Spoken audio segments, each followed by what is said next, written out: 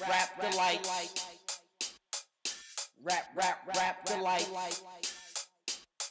Rap Delites.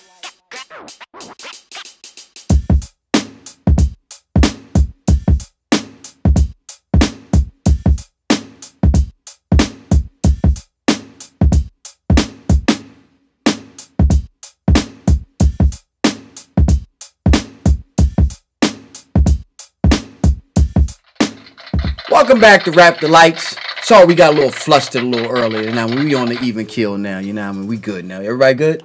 You good, Miss Smith? I'm good. You good? Everybody good? Fuck Michael Rappaport. Last word, right? Last little word. You know what I mean? All right. We're going to get into the artist of the week, which is the almighty Delites. Yes, let me hear that applause. Yes.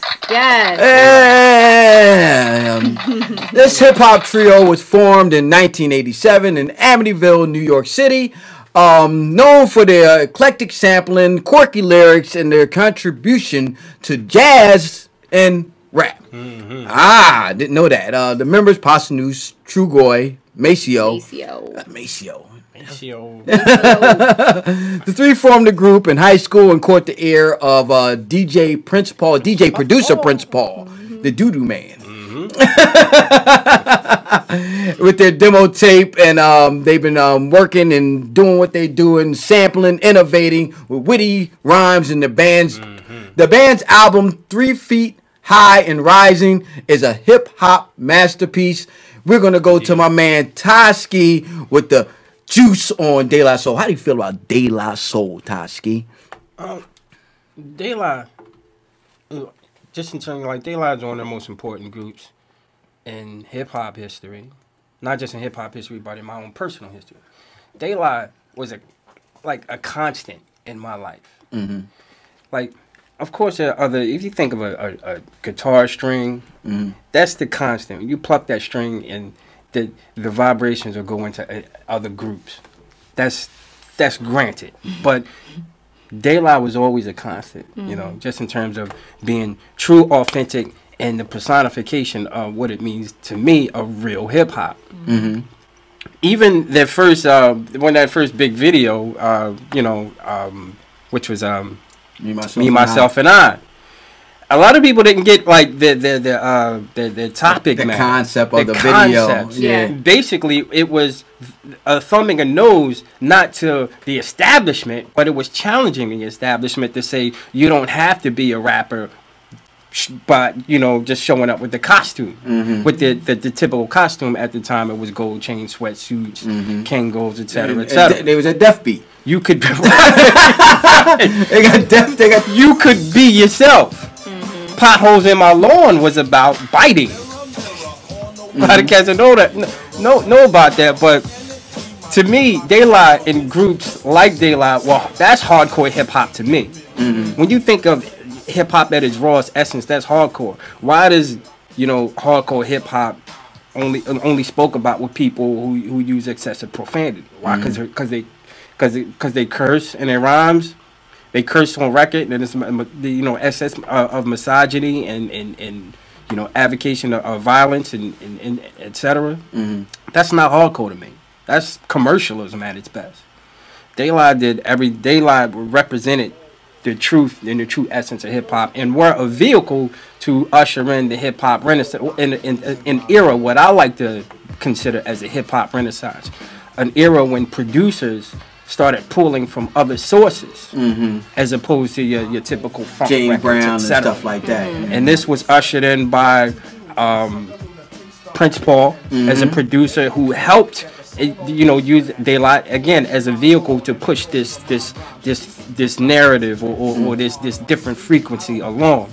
Because, also to add on to that, Prince Paul, he came from Stetsasonic, and Stetsasonic was always on some some jazz type shit, you know what I mean? Like that. Yeah. The hip hop band. Plus, Paul couldn't he was the youngest member of Stet. He was from Long Island. All I know was from Brooklyn. Yeah. And the things that he couldn't do in Stet, he did with Delites. Yeah. And that, that influence, the Doo-Doo Man, help usher in a new era that I like to consider as the hip hop renaissance. Yeah, Prince Paul, Jazzy Jeff, who were the precursors for Pete Rock, Large Professor, Q-Tip, and Primo, which is what I consider the hip hop renaissance. Okay. So, Niece? what you think, Niece? What about Miss Smith? De La Soul is one of my favorites from the 80s. I think they are true pioneers. I think one of my favorite joints was Plug 1, Plug 2. Oh, that was their first joint. Yeah. That was a demo. Yeah. That was one of my favorites. I know. It's still bananas to this day. I know, and it's kind of unfortunate what they're going through right now. With the whole Tommy Boy and the releases and stuff like that. You know what I mean? Yeah. We gonna get I didn't fuck with De La Soul.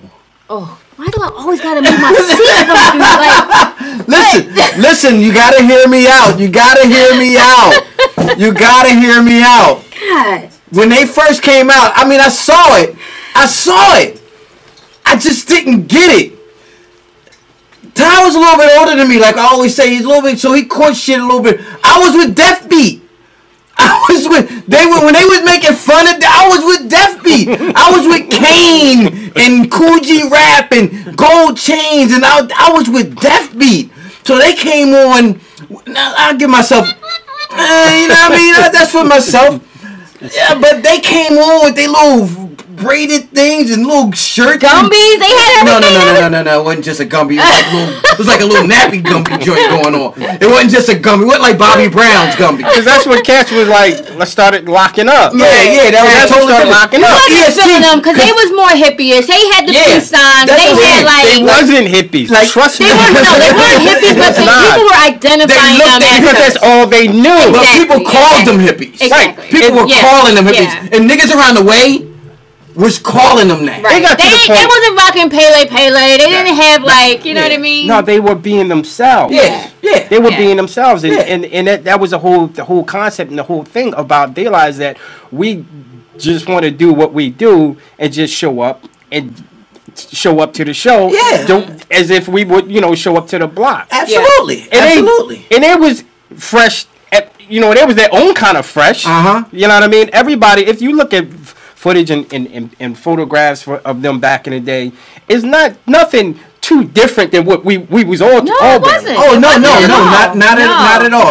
And it was just something about the vibe. Fashion was changing. They had a very different vibe about all three of them. Yeah, and I like when I saw it because they were like it started it. They started that whole thing. I mean, it was people in the streets that was doing it, of course. What whole thing? That the way that we wasn't dressing like that.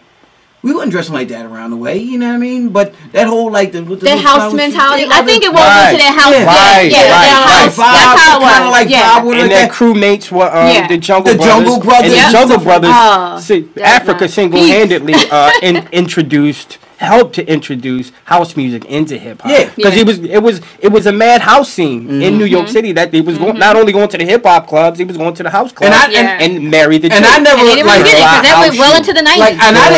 I remember De La Soul, but I didn't listen to the Jungle Brothers at all. I remember. Neither did I. Yeah, I didn't listen to the Jungle Brothers at all, so I didn't equate it to the Jungle Brothers. Right. I equated it to De La Soul. Sure. So when I saw De La Soul, I'm like, that ain't Death Beat.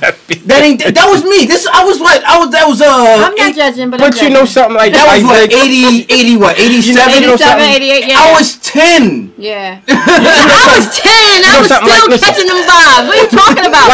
Don't make excuses. When 3 Feet High and Rising, like sometimes Google has the release dates mixed up. It has an official release date in '89. Plug Tuning, I remember. And hearing some of their tracks in '88. Plug Tuning, I remember hearing in '87. So that was their demo. That was their first track. So the thing about this image thing, it got beyond it got far beyond where they saw you know where they could control. Right. It got so heavy to the point with this whole hippie thing, and it wasn't ever about hippies. You know, Cash was testing them while they was on tour, so they would ultimately get in fights. Yeah. You know what I mean? Even the album cover, right? It had that like psychedelic, Yeah. like Yeah. it just when I as a kid, I equated it to that.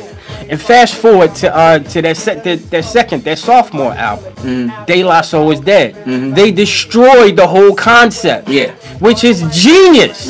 How does something get built up to the point where you said you now destroy it? The album cover was a pot with a daisy broken. Yeah. Because it was the Daisy era. Fucking genius. It was the Daisy era. Yeah. It was the Daisy era. They were hot. They were just. And the Daisy Age, it was an acronym. It was the inner sound something or other. But yeah, so I didn't necessarily fuck with them when I first heard it. Everybody heard Me, Myself, and I. The Inner it was Sound, on the radio all fucking day. The Inner Sound, y'all. No. Daisy. There you go. So yeah, it was on the radio all day, every day, and I heard it. But I still, it wasn't a go-to for me. This was the jam though. Man. It wasn't a go-to for me. And even when they came out with what was that? De La Soul is Dead. I still was like, that was my shit, y'all. I still was on the fence. It wasn't until what was that? Stakes is High. What was that? The next album was Stakes is High. No, Blue Mind State. Blue Mind State. That's what the That's when you started messing with them? Yeah. And now because it was because I bought the album. Yeah. Okay. Like before that, Blue Mind State was '93. Yeah, Blue Mind State. I had actually bought that album. Prior to that, I didn't buy those other albums. Okay. I was just getting what I was getting from the video shows and stuff like that, and it just wasn't hitting me. Yeah. But when I heard that album, and they had the chick on there, was a chick named Shorty and all that, Shorty, it was just and she was from Philly. It was just a vibe, and I was like, Yeah, she was from Philly. yeah, it was just a totally dope ass vibe, a totally dope ass vibe, which made me go back and revisit the other stuff. You know what I mean? And I'm like, okay, then I gotta better appreciate. This is just me being brutally honest to the people. You know what I mean? I gotta be me. You know what I mean? I gotta do that. Can we get that wonk wonk? We need one. Yeah, exactly. I've been getting that all night. Whatever. But yeah, so I got back and then I redeemed myself and then I got into the De La Soul and everything. Then I really got into Pos. I really got into Pos like real heavy. By the time like post Stakes is High, this is when they I don't want to say severed ties or they stopped working, you know, production wise with Prince Paul. And this is when, you know, when going into Stakes is High, which was released in 1996, which I totally missed, and I had to go back. revisit. Yes. Yeah, because we was in the clubs. No, we wasn't in the clubs. That was 96, you said? Yeah. No, we wasn't in the clubs. Sorry. So I revisiting that. This is when they started working with Dilla. And this goes into Dilla. And their genius, you know, in conjunction with his genius, and this just spawned a whole new thing. The Stakes is High, and if you listen to these albums, just in terms of the responsibility and the maturity, going back to 3 Feet High and Rising, and every installment that you've grown with these young men, these men, Yeah. They've grown with us. Right. They've grown, and their progression and your own progression. They say like, damn, like you go from here to that most recent, release, which was the Anonymous Nobody. That's your shit. Yeah. When was that? Yeah. When was that released? That was released in 2016. That's ties. Remember you had the little man on your like. Yeah, that was my whole Facebook profile. Yeah, that was his thing. Then. Yeah, but we're gonna cut to a break, but we're gonna come back and talk more about this whole De La Soul and their situation with Tommy Boy. So.